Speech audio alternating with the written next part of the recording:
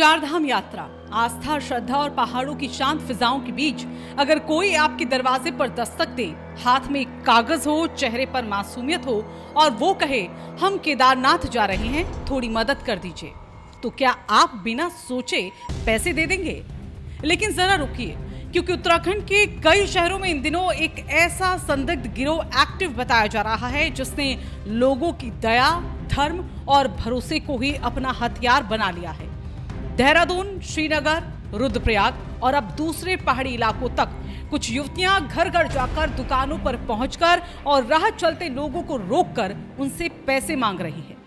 कहीं चारधाम यात्रा का बहाना, कहीं दान पुण्य का खेल, तो कहीं मदद के नाम पर भावनात्मक जाल। और अब इस पूरे मामले ने लोगों के बीच डर, शक और गुस्से को पैदा कर दिया है। उत्तराखंड के श्रीनगर शहर से शुरू हुई ये चर्चा अब कई जिलों तक पहुंच चुकी है। स्थानीय लोगों का दावा है कि कुछ युवतियां समूह बनाकर शहर में घूम रही हैं।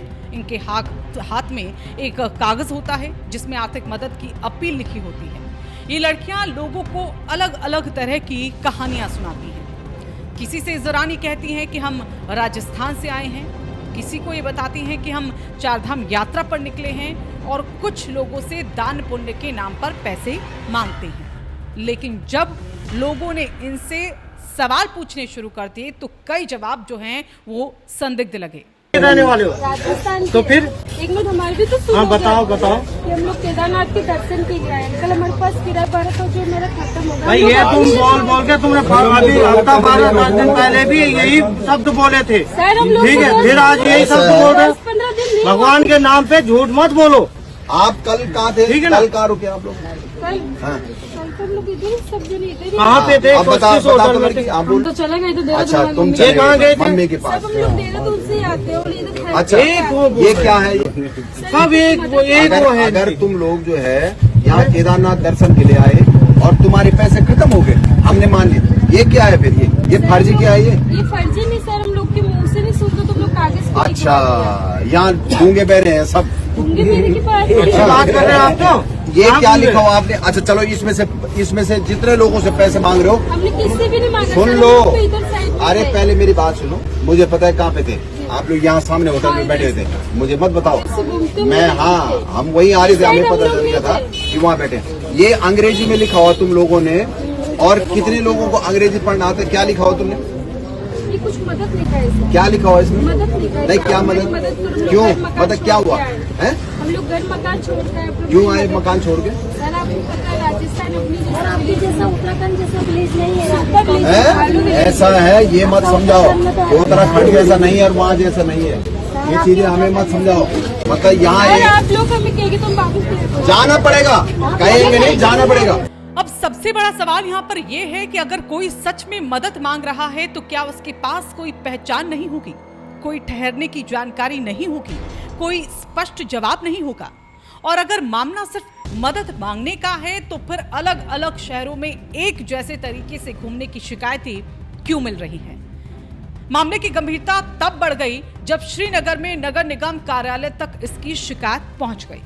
मेयर आरती भंडारी खुद मौके पर पहुंची और फिर इन महिलाओं से पूछताछ की गई। बताया जा रहा है कि पूछताछ के दौरान इन महिलाओं ने खुद को राजस्थान का रहने वाला बताया है, लेकिन वो संतोषजनक जवाब नहीं दे सके। इसके बाद मेयर ने सख्त रुख अपनाते हुए उन्हें शहर छोड़ने की चेतावनी दे डाली और पुलिस को भी इस पूरे मामले की जांच के निर्देश दे दिए हैं। कोतवाली प्रभारी को फोन कर महिलाओं के सत्यापन और साथ ही उनकी जो गतिविधियां हैं उनकी जांच करने को भी इस मामले में कहा गया है। तो ये कौन जिम्मेदार है? मरवाड़ी लोग तो वैसे भी यही मानते हैं।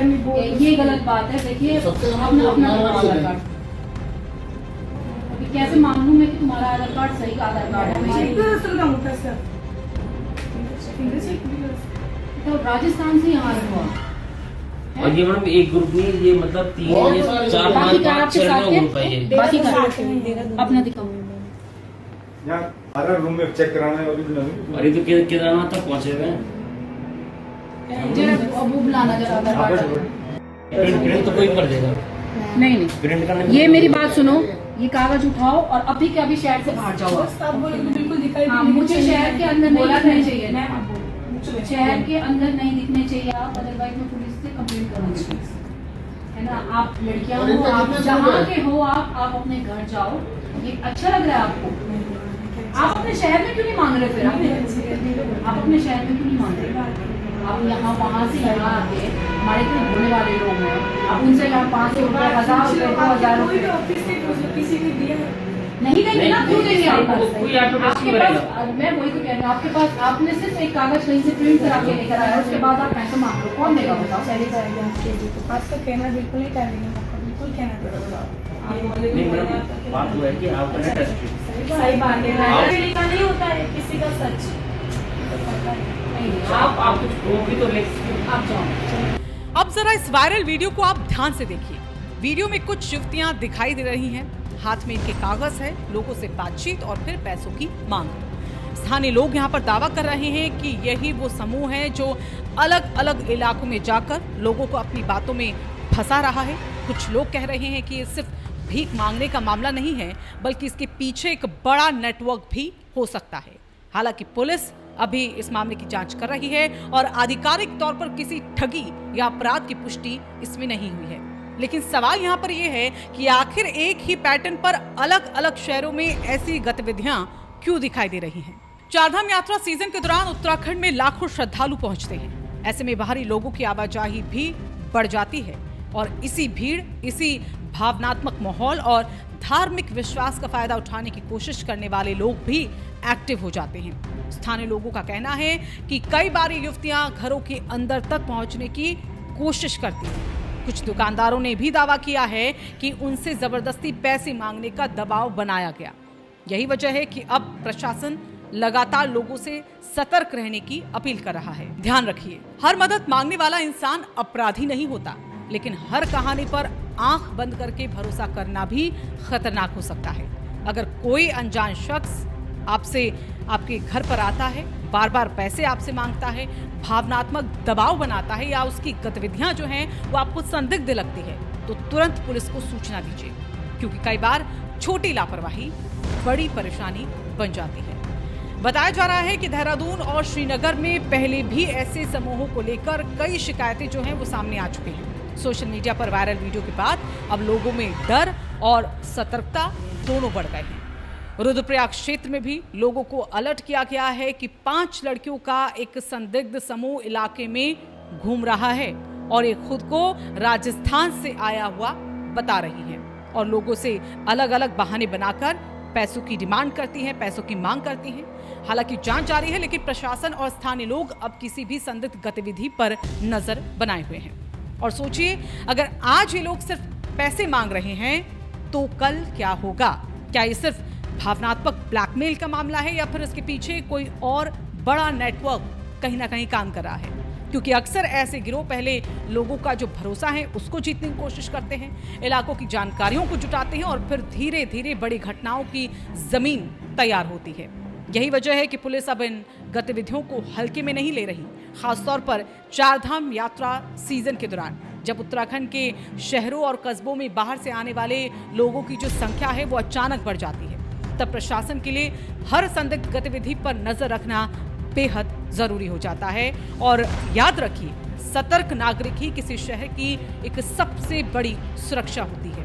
अगर कोई अनजान व्यक्ति बार बार आपके मोहल्ले में आपको दिखाई दे रहा है, घर घर घूम रहा है, लोगों की जानकारी लेने की वो कोशिश कर रहा है या फिर बहाने बनाकर पैसे मांगे, तो चुप मत रहिए। एक फोन, एक सूचना और आपकी थोड़ी सी जागरूकता किसी बड़े अपराध को रोक सकती है। देवभूमि उत्तराखंड की पहचान सिर्फ आस्था से नहीं है, बल्कि जागरूक और एकजुट लोगों से भी है। इसीलिए खुद भी सावधान रहिए और दूसरों को भी सतर्क कीजिए। क्या आपके इलाके में भी ऐसे लोगों को देखा गया है? क्या आपने भी देखा है? और क्या आपके पास भी इस तरह का कोई वीडियो या कोई जानकारी है?